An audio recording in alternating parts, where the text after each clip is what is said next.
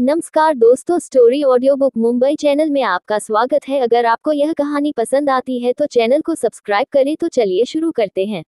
Kapoor mention में आज अनाया काफी दिनों के बाद कपूर मैंशन आई थी। कपूर मैंशन उसकी मॉम का आशियाना था। अनाया ने पहले ही उसकी दाई माँ सावित्री देवी को इन्फॉर्म कर दिया था कि कपूर मैंशन को बिल्कुल उसी तरह सजा दिया जाए जैसे वह पहले हुआ करता था, जिसे उसकी माँ ने सजाया था। दरअसल कपूर मैंशन में जो भी गीता कपूर ने सामान रखा था वह राजेश और रवीना की शादी के बाद रवीना ने बदलवा दिया था। किसी सामान को सस्ता कहकर बदलवा दिया था तो किसी सामान को घटिया और बकवास कहकर हटवा दिया था। वह तो गीता कपूर के लॉयल नौकर थे जिन्होंने सामान को कचरे में डालने की जगह पर एक कमरे में अच्छे से रखवा दिया था, क्योंकि वह लोग जानते थे कि वह सारी एंटीक चीज थी। बस रवीना अपनी जलन और गीता कपूर के क्लासी टेस्ट को इग्नोर करने के लिए सारी चीज हटा रही थी और उसकी जगह चमकीली भड़कीली चीज लगा दी थी।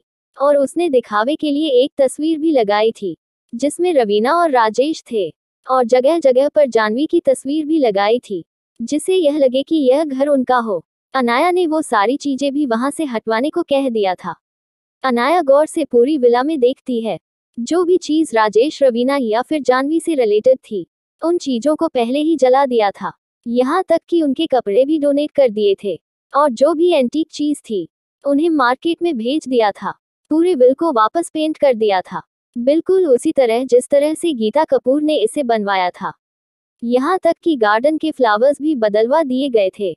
नर्सरी से रेडीमेड फ्लावर लाए गए थे जो अनाया और उसकी मॉम गीता को पसंद थे। पूरा बंगलो बिल्कुल उसी तरह से बन चुका था जैसे तब था जब गीता कपूर थी, और अब हर जगह पर अनाया की बचपन की तस्वीर थी, वह भी अपनी मॉम के साथ। अनाया जैसे जैसे अंदर जा रही थी वैसे वैसे उसकी आंखों में पानी आ रहा था। उसे अपने बचपन की झलक उस घर में दिख रही थी, जैसे वह अपने बचपन में वापस लौट आए हो।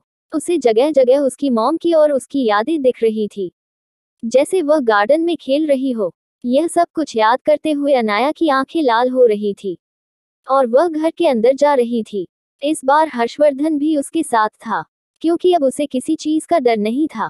उसने घर से सारे कैमरा और बग निकाल दिए थे और स्पेशल सिक्योरिटी सिस्टम फिट कर दिया था। यहाँ तक कि गार्ड भी उसने बदलवा दिए थे। अब उसके प्राइवेट गार्ड विला की निगरानी करते थे और अंदर भी उसकी मॉम की अपॉइंट बचे थे। उनके अलावा बस 5 नौकरानी आती है, बाकी सबको उसने हटा दिया था। इसलिए वह बिंदास थी, जिसकी वजह से हर्षवर्धन को भी वहां लेकर आई थी और सावित्री माँ को कहकर उसने हर्षवर्धन का सामान रखवा दिया था। जैसे ही वो लोग अंदर जाते हैं, सामने बड़ी सी तस्वीर उसे नजर आती है जिसमें गीता कपूर किसी रानी की तरह सोफे पर बैठी थी और उसके पीछे अनाया को खड़ा किया गया था जो उसके गले में हाथ डालकर खड़ी थी। इस पेंटिंग को अनाया ने खुद पेंट किया था। यहाँ पर उसने अपनी सबसे अच्छी मोमेंट को कैप्चर किया था जो वो अपने जिंदगी में चाहती थी, उसकी माँ के साथ। उस प्यारे मोमेंट को अनाया की एक्सीलेंट पेंटिंग स्किल की वजह से वह पेंटिंग जिंदा नजर आ रही थी, जैसे सच में अनाया ने कभी ना कभी अपनी माँ के साथ यह पल बिताया होगा। हालांकि अनाया के दिल में यह अफसोस था कि वह अपनी मॉम के साथ यह पल नहीं बिता पाई, लेकिन तस्वीर में ही सही उसे जिंदा याद को देखकर उसके दिल में कहीं ना कहीं खुशी महसूस हो रही थी। वही हर्षवर्धन भी गौर से उन सभी चीजों को देख रहा था। उसे यह देखकर आश्चर्य हुआ कि यहाँ पर उसकी और अनाया की भी तस्वीर थी। बिल्कुल उसी तरह की एक पेंटिंग थी जिसमें अनाया की मोम चेयर पर बैठी थी और हर्षवर्धन और अनाया एक दूसरे के बाहों में बाहें डालकर उनके पीछे खड़े थे। वही यह सब कुछ देखकर हर्षवर्धन खुश होते हुए बोला, लगता है तुमने यहाँ पर अपनी सारी यादें रख दी है। अनाया हंसते हुए बोली, बिल्कुल यह मॉम का घर था जो उन्होंने मेरे और उनके लिए बनाया था। यहाँ पर मेरी और मॉम की बहुत सारी यादें थी। मैं उसे हमेशा जिंदा रखना चाहती थी और अब इन यादों में तुम भी शामिल हो गए और तुम्हारे मॉम डैड भी। इतना बोलकर वह एक कोने की ओर इशारा करती है तो वहां पर एक बड़ी सी तस्वीर लगी हुई थी, वह भी हाथ से पेंट की हुई थी।